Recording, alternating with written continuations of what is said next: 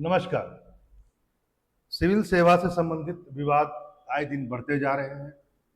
तस्वीरें सब कुछ बयां कर रही है।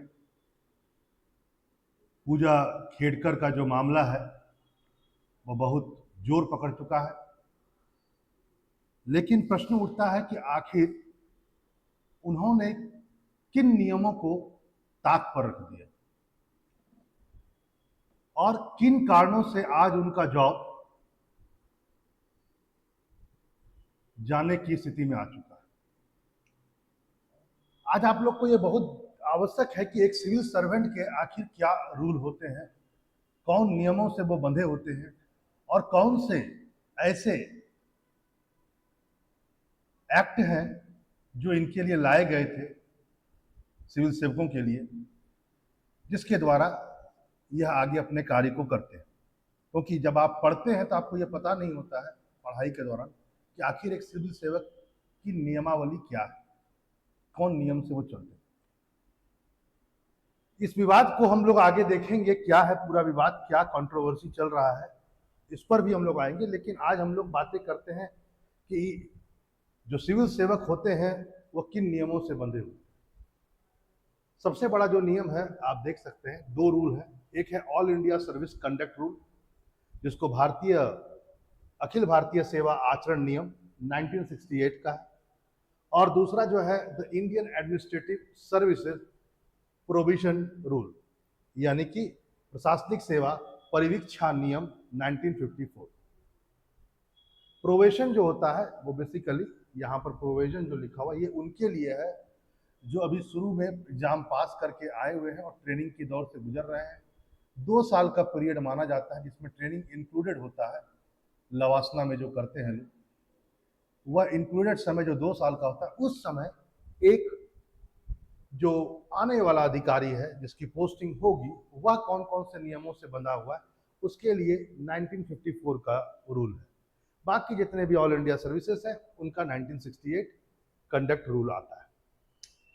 यहां पर जो आपने पहला वाला रूल पढ़ा जो ऑल इंडिया कंडक्ट रूल था, यह सभी आईएएसओं के लिए, यानी सभी जो कलेक्टर साहब है सभी के लिए, डीएम साहब के लिए, सभी एसपी के लिए यानी आईपीएस के लिए, और सभी इंडियन फॉरेस्ट सर्विस के जो गवर्नमेंट एम्प्लॉय लोग हैं उन पर यह कंडक्ट वाला रूल चलेगा। ठीक, इसको ध्यान में रखें। और दूसरा वाला जो मैंने कहा वो ट्रेनिंग के दौरान चलेगा। यह कंडक्ट रूल जो है ये बेसिकली उस समय चलेगा जब आपको अलॉट कर दिया जाता है जॉब, है ना, प्रोविजन के बाद का समय। मैंने बार बार इस बात को फोकस किया। इसमें इसी में जो रूल 3(1) है वह क्या कहता है जरा देखिए। वह कहता है वैसे तो बड़ी बड़ी बातें कहता है कि हर समय आप पूर्णतः ईमानदारी और कर्तव्य के प्रति समर्पण बनाए रखें और कुछ भी ऐसा नहीं करें जो सेवा सदस्य के लिए अनुचित हो। बहुत अच्छी बात, ऐसा कुछ भी मत कीजिए जो अनुचित हो, ईमानदारी बनाकर रखें। तो पहली बात तो ईमानदारी की है, 3(1) में कहा जाता है।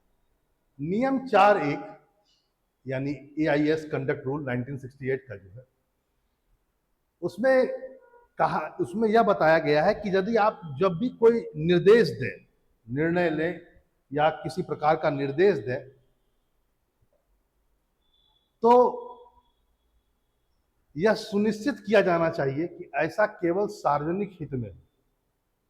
जब भी आप किसी अधिकारी को भी यदि कोई निर्देश दे रहे हैं या खुद अपना कोई निर्णय ले रहे हैं तो ऐसा होना चाहिए कि वह सार्वजनिक हित के अनुकूल हो, पब्लिक इंटरेस्ट के अकॉर्डिंग हो। ऐसा नहीं हो खुद को किसी ऐसे व्यक्ति या संगठन के प्रति किसी भी वित्तीय या अन्य दायित्व के अधीन न रखें जो उसे प्रभावित कर सकता है।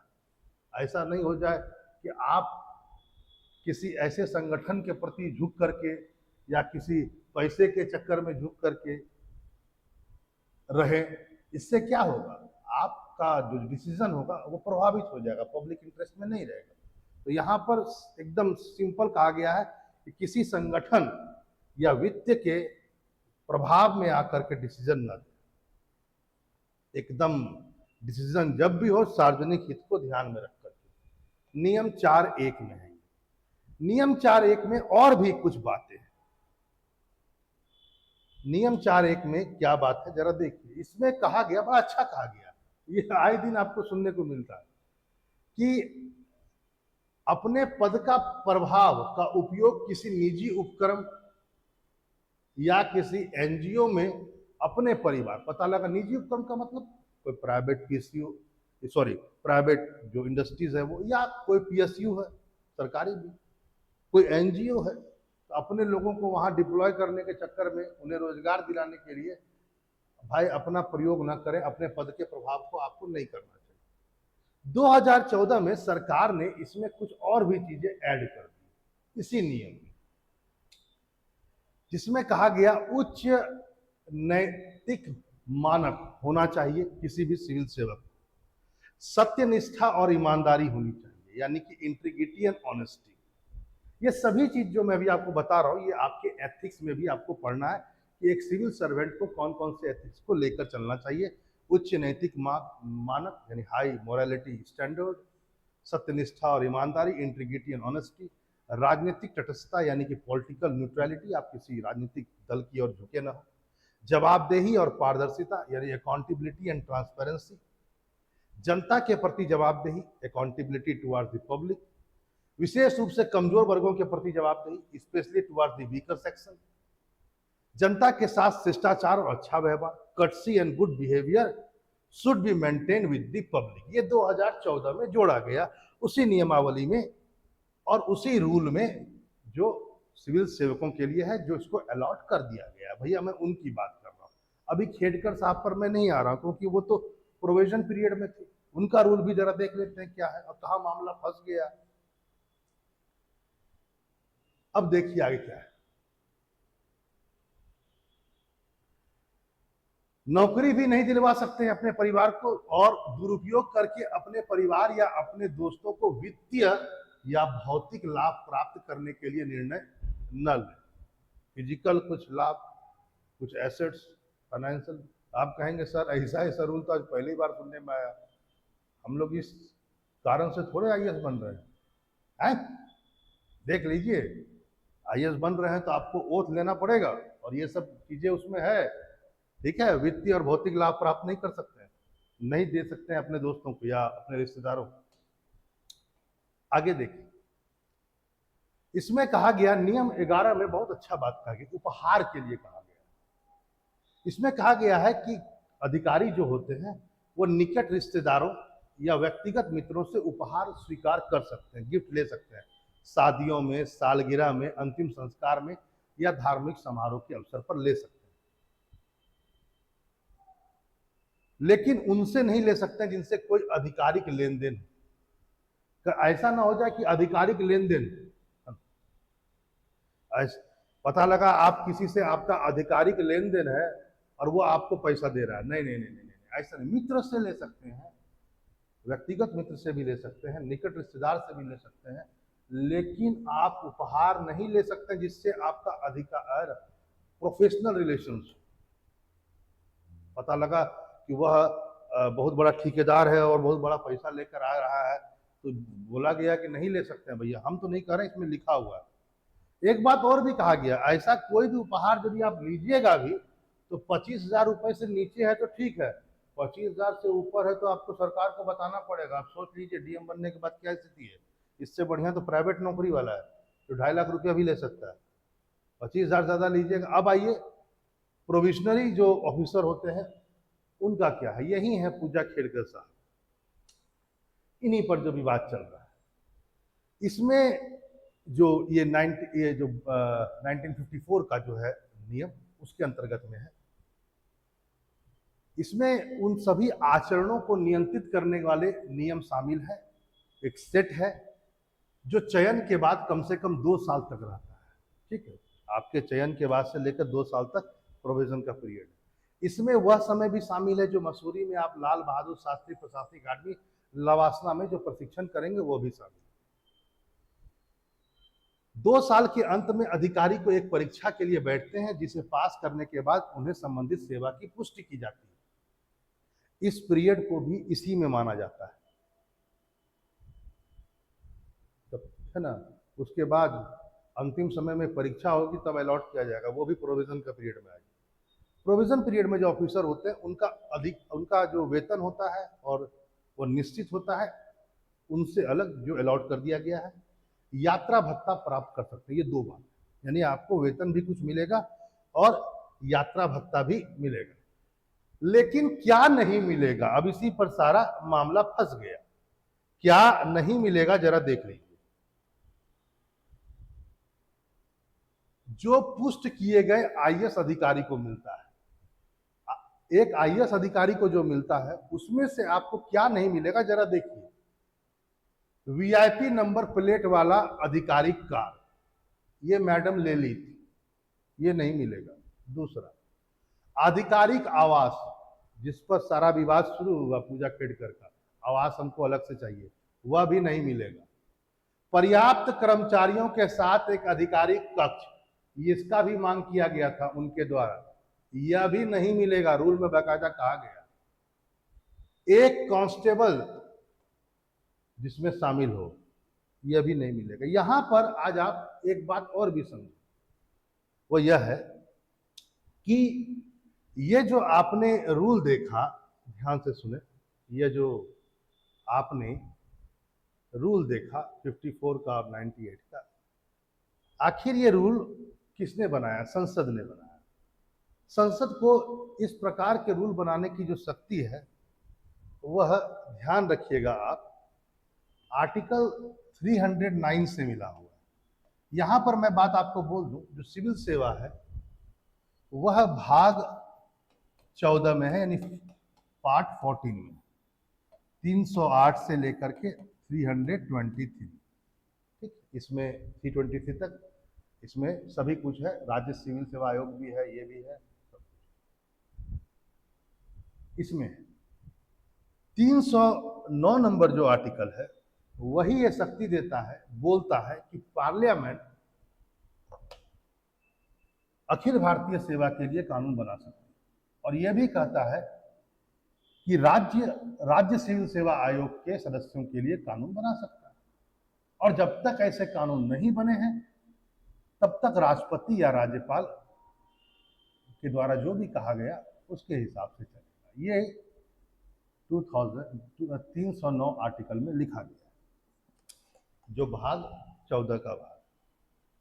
यहां पर आज आप ये बात भी जाने कि जो 310 नंबर आर्टिकल है, अनुच्छेद 310 आर्टिकल जो है, इसमें कहा क्या गया है? इसमें बताया गया है कि जो सेवक हैं, वह सिविल सेवक, वो राष्ट्रपति के प्रसाद पर्यंत तक रहेंगे, प्लेजर ऑफ द प्रेसिडेंट, मतलब राष्ट्रपति की मर्जी जब तक होगी तब तक रहेगी, मर्जी।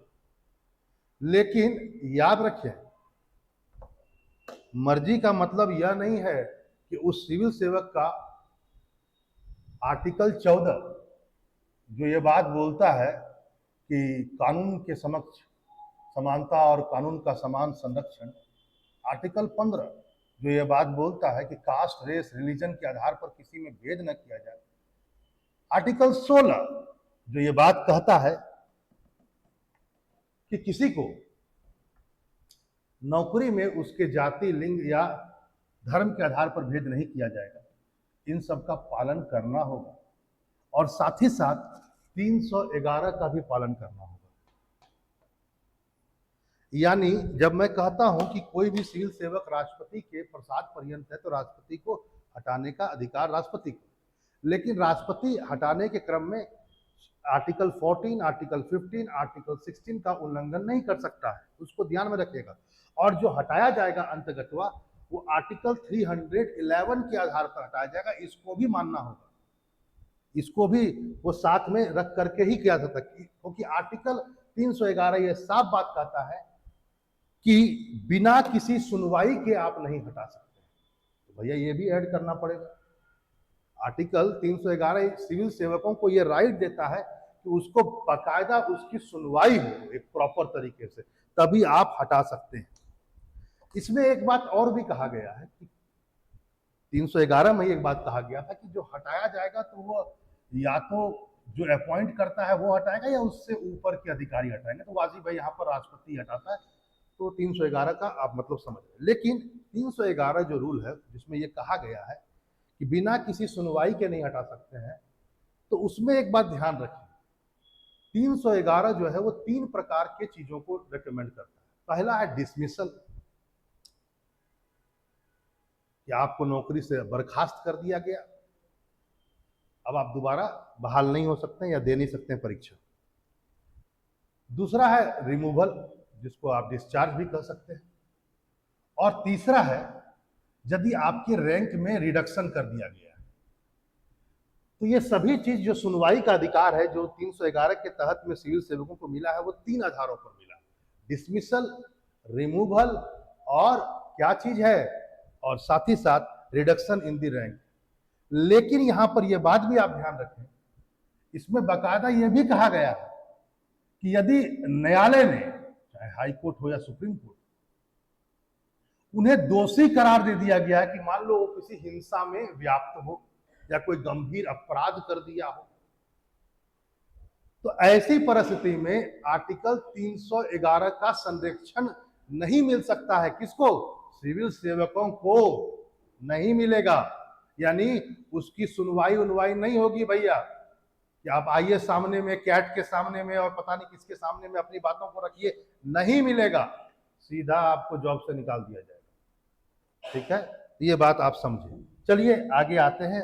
हम लोग बात कर रहे थे वह जो विवाद चल रहा है उस पर से संबंधित प्रोविजन पीरियड के बारे में हमने बता दिया कि प्रोविजन पीरियड का रूल यह कहता है, 1954 का एक्ट जो रूल है कि वीआईपी नंबर प्लेट आप नहीं ले सकते हैं, आधिकारिक आवास की बात आप नहीं कर सकते हैं, और ना आप ये कह सकते हैं कि पर्याप्त कर्मचारियों के साथ कोई आधिकारिक ऑफिसर कक्ष हो, एक कांस्टेबल हो, जिसकी मांग वो कर रहे थे। ये सब यहां पर इसका जो नियम 12 है, ठीक है, ध्यान रखिए, यानी यही प्रोविजन वाला का जो नियम 12 है इसको भी आज आप समझिए। इसमें कहा गया है कि जो प्रोविजनल पीरियड में जो रहते हैं लोग, यानी परिवीक्षणा समय में जो रहते हैं, उनके हटाने का उपबंध दिया गया। ये नियम 12 में है कि उनको हटाया जा सकता है। ये पूरा का पूरा प्रोविजन इसमें हटाया किस आधार पर जा सकता है, जरा देखिए क्या क्या बातें इसमें कहा गया। भर्ती के लिए अयोग्य, पहला पॉइंट है, भर्ती के लिए अयोग्य यदि आपको पाया जाता है तो आपको प्रोविजन पीरियड में भी हटाया जा सकता है, पहला पॉइंट। दूसरा, सेवा के सदस्य बनने के लिए अनुपयुक्त, आप अनुपयुक्त हैं, क्या कारण है। दूसरा, परिवीक्षणाधीन द्वारा जानबूझकर अपने परिवीक्षणा अध्ययन और कर्तव्यों की उपेक्षा करना, मतलब आपने जानबूझ करके प्रोविजन पीरियड में जो स्टडीज होते हैं उसको भी आपने पूरा नहीं किया, ना आपने अपनी ड्यूटीज को पूरा किया। क्योंकि ड्यूटीज के बारे में मैं आपको एक बात बताता हूं, मैंने आज एक न्यूज में एक मैंने देखा, बहुत अच्छा एक आ रहा था कि देखिए प्रोविजन पीरियड में जैसे मांगे खेड़कर ने किया। मैं आपको एक पुराना किस्सा सुनाता हूं जो एक बहुत बड़े अधिकारी ने, यूपी के डीजीपी विक्रम सिंह है, उन्होंने कहा कि एक बार एक प्रोविजन पीरियड के एक अधिकारी आईएएस के सामने में आया और एक टी शर्ट में केवल आया, ध्यान देखें, केवल टी शर्ट, तो बड़ी बात नहीं थी। वो बोलते हैं कि केवल उसे मारा नहीं तो इतना बेइज्जत किया गया कि उसको पूछिए मत। सोच सकते हैं क्या डिसिप्लिन, शर्ट पहनकर आते, ठंडा का दिन है तो कोट पहन करके आते, थोड़ा कम ठंडा है तो टाई पहन के आते, आप एक गोल गला वाला टी शर्ट पहन करके आ गए। इस पर आईएएस ने जम करके सुनाया। एक हिस्सा और भी सुनाया गया, जरा देखिए।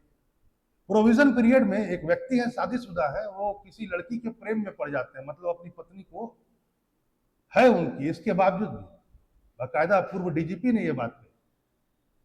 तब जब ये मामला उनकी पत्नी ने, जिनके सामने, जिन ऑफिस में वो ट्रेनिंग ले रहे थे, एक आईएएस ऑफिसर थे, उसके पास वो लेकर के पहुंचते हैं तो उन्होंने उसकी बात सुन करके उसको विदा किया। फिर उन्होंने कहा, बुलाया गया जब वो आए तो बोला कि सुनने में आया आप किसी प्रेम प्रसंग में फंसे हुए हैं। तो बोला सर ऐसी बात तो नहीं है। विश्वास मानिए उसके बाद उसकी पोस्टिंग जो है वहां से बहुत दूर कर दी गई। बोला कि तुम जाकर के वहां पर सर्वे करो। इतनी दूर की गई कि उसका जो, उन्होंने कहा कि बकायदा पहले तो ये कहा कि तुम्हें इतना दूर कर दिया जाएगा कि तुम्हारा जो आस्की का भूत है वो निकल जाएगा, और उसको इतना दूर भेजा गया जहां पर पानी भी नहीं था, बिजली भी नहीं थी, उस ऑफिस में किसी प्रकार का कोई कर्मचारी नहीं था, वहां जाकर के उसको सर्वे करना पड़ा 1.5 महीने तक।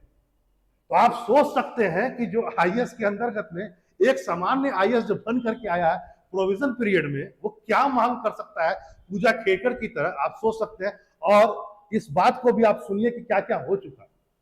प्रोविजन पीरियड में रहना और अपने आप को आईएएस मान लेना, टू डिफरेंट थिंग। तो सोचिए आप क्या क्या बातें हो सकती थी। यहां पर आपको ध्यान रखना है कि पर्यवेक्षणा अधीन जो स्टडी होता है उसको भी पूरा करना पड़ेगा और अपने कर्तव्यों का पालन भी करना पड़ेगा। कर्तव्य से अलग बहुत सारी बातें और भी होती है, जैसा आपने भी सुना है ना, वो भी है। एक बात और भी सुनिए, मानसिक चरित्र की गुणवत्ता का अभाव भी यदि आपको पाया जाता है तो भी इस प्रोविजन पीरियड में होने के बावजूद, सेलेक्ट होने के बावजूद घर वापसी आपकी हो सकती है, हटाया जा सकता है, आपको डिसमिस किया जा सकता है। तो 12 नियम जो है वह इसमें सब बातें आपका इंक्लूड है। और कुछ बातें और भी देखते हैं यहां पर। एक छोटी सी बात और भी आप सुने, डीओपीटी का जो सर्कुलर है 1993 में, जरा ध्यान रखेंगे इस बात को। डीओपीटी का जो सर्कुलर यानी परिपत्र को सर्कुलर कहा जाता है, उसमें बाकायदा ये बात कहा है, क्या कहा गया जरा सुनिए। जहां भी यह पाया जाता है या पाया जाएगा किसी अधिकारी कर्मचारी ने नियुक्ति पाने के लिए गलत सूचना दी है या गलत प्रमाण पत्र प्रस्तुत किया है तो उसे सेवा में नहीं रखा जाना चाहिए। बाकायदा ये सर्कुलर में भी लिखा हुआ है, जो डीओपीटी ने अपना सर्कुलर बनाकर रखा है। नियम तो है ही, इनके सर्कुलर में भी। हाँ, ये बात जरूर कहा गया कि इसमें कि जब तक पुष्टि नहीं हो जाती है, मान लो प्रोविजन पीरियड चल रहा है और आपने गलत दिया है, लेकिन भाई आपको तो अपनी बात रखने का पूरा अधिकार है कैट के सामने भी, या ओबीसी डॉक्यूमेंट आपने गलत दिया है तो ओबीसी वाले कार्यालय में, तो एक पूरा का पूरा प्रोसेस चलेगा, साल भर भी लग सकता है। तो उस पीरियड में आपके काम को रोका नहीं जाएगा। बाकायदा सर्कुलर में लिखा गया है कि उस समय आप काम करेंगे, संबंधित काम आपका चालू रहेगा, लेकिन पुष्टि हो जाएगा तब निकाला जाएगा। यहां पर आज इस बात को भी ध्यान रखें, चूंकि विवाद ओबीसी वाले सर्टिफिकेट और क्रीमी लेयर पर भी चल रहा है कि उन्होंने गलत तरीके से क्रीमी लेयर केडकर साहब ने, पूजा ने, है ना, प्रस्तुत किया। आपको पता होना चाहिए कि 2007 में उनका मेडिकल में हुआ था और उस समय भी उन्होंने ओबीसी का सर्टिफिकेट दिया था और माना जाता है कि सरकार का, महाराष्ट्र सरकार का करोड़ों रुपया उनको बनाने में लग गया, क्योंकि आपको पता है कि जब आप कैटेगरी में आते हैं तो सरकार की बहुत सारी सुविधाएं आपको मिल जाती हैं, कम पैसा में आपको हो जाता है। एक बड़े अधिकारी की बेटी होकर के 2007 में उन्होंने ये किया। अब यहाँ पर मैं उस घटना पर फिर से आ रहा हूँ, पहले एक बात और भी देख लेते हैं। यहाँ पर एक बात और भी है कि जो सीट जो अलॉट किया गया था ओबीसी को, वो 1995 में आया था। 27% सीट आरक्षित किया गया ओबीसी कैटेगरी में। क्रीमी लेयर में जो नहीं है उनके लिए, मैं क्रीमी लेयर को भी परिभाषित करूंगा अभी। पीएच जो है, जो हैंडीक्रैप पर्सन है, उनके लिए 3% आरक्षण दिया गया था। 2006 में 3% दिया गया था। इसको भी आप जाने, सभी कैटेगरी में अलग से दिया जाता है, जनरल चाहे ओबीसी या एससी एसटी, इनके 2006 से पहले ये उपबंध नहीं था, अन्ना 95 से पहले ओबीसी का। अब आइए मामले पर आते हैं। मामला यही है कि सिंपल सी बात है कि डिस्पाइट द लोअर रैंक के बावजूद भी, पहले तो उनके जो भी उन्होंने मांगा और जो विवाद हुआ आईएएस के साथ में, उनका जो ऑफिस उन्होंने मांगा, या वो सब तो अपनी जगह पर, लेकिन उनको मिला क्या, जरा इसको देखा जाए कि लोअर रैंक होने के बावजूद भी उन्हें आईएएस मिला। क्यों मिला? क्योंकि उन्होंने ओबीसी का सर्टिफिकेट तो लगाया ही, साथ ही साथ उन्होंने पीएच का भी सर्टिफिकेट लगा दिया, और ये दोनों चीज आज के तारीख में जांच के घेरे में आ चुका है। एक बात आप और भी ध्यान रखें, यदि वो कल्प्रिट पाया जाता है तो उन्हें डिस्चार्ज किया जाएगा, डिसमिस नहीं।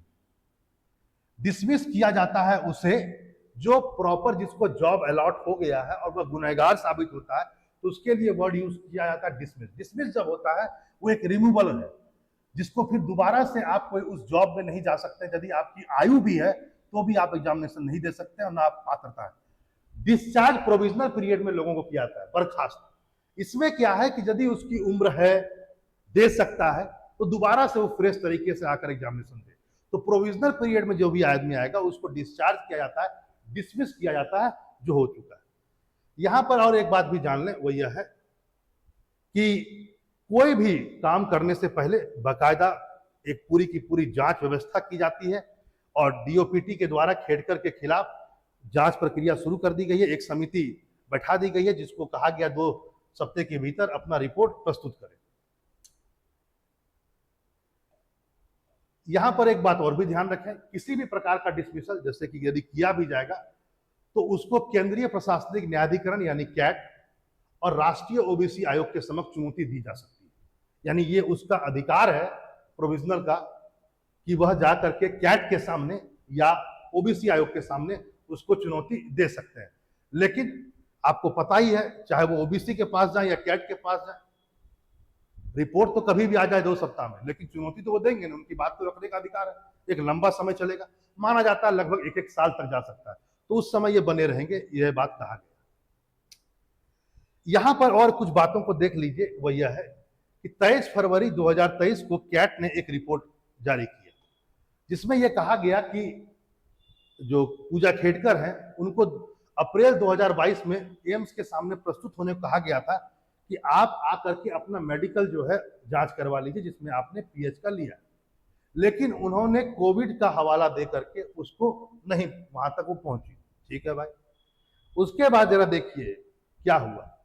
उसके बाद बाकायदा एम्स के डॉक्टरों ने कहा है, ऑफिसर्स ने कहा, जो ड्यूटी ऑफिसर थे, कि आवेदक यानी कि जो पूजा जी हैं उनको कई बार प्रयास किया गया संपर्क करने का, लेकिन कई प्रयास के बावजूद भी कोई भी जवाब नहीं आया और अभी तक उनकी विकलांगता का जो प्रतिशत है उसका सही से आकलन नहीं किया जा सका।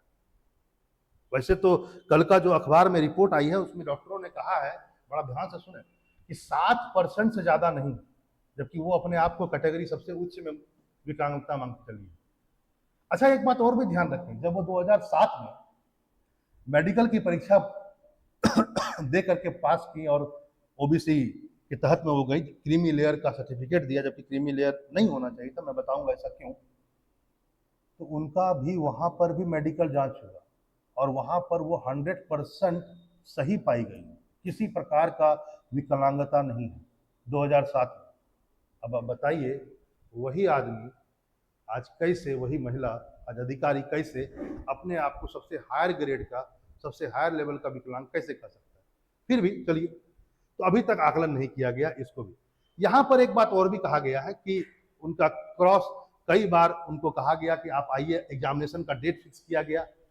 जब उन पर बहुत दबाव डाला गया तब उन्होंने क्या किया, एमआरआई रिपोर्ट प्रस्तुत कर दिया कोई प्राइवेट अस्पताल या प्राइवेट कोई संस्था से ला करके, जिसको अभी तक नहीं माना गया। ठीक है, इसको भी। तो ये तो उनका हो गया पूरा का पूरा ये। अब आइए उनके ओबीसी यानी कि पीएच वाला तो आपने देख लिया, 2007 में किसी प्रकार का पीएच नहीं, फिर बाद में पीएच आ गया। एम्स कई बार बुला रहा है तो भी नहीं आ रहे हैं, और अब तो क्या ठीक करेगा हर चीज।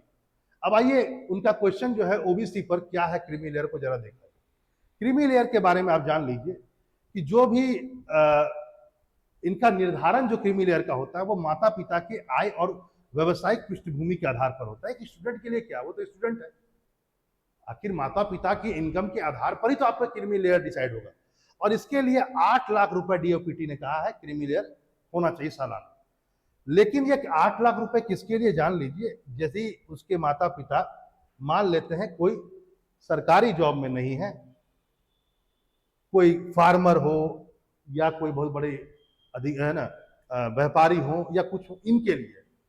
लेकिन यदि कोई सरकारी अधिकारी है तो उसके लिए क्या मापदंड है, देख लीजिए। इसमें लिखा गया for those parents who work in the public sector, यानी सार्वजनिक क्षेत्र में है, income is not taken into the account, income को अकाउंट में नहीं रखा जाता। रेदर इसमें डीओपीटी ने रूल में यह कहा जाता है, जरा सुन लीजिए इसमें क्या है।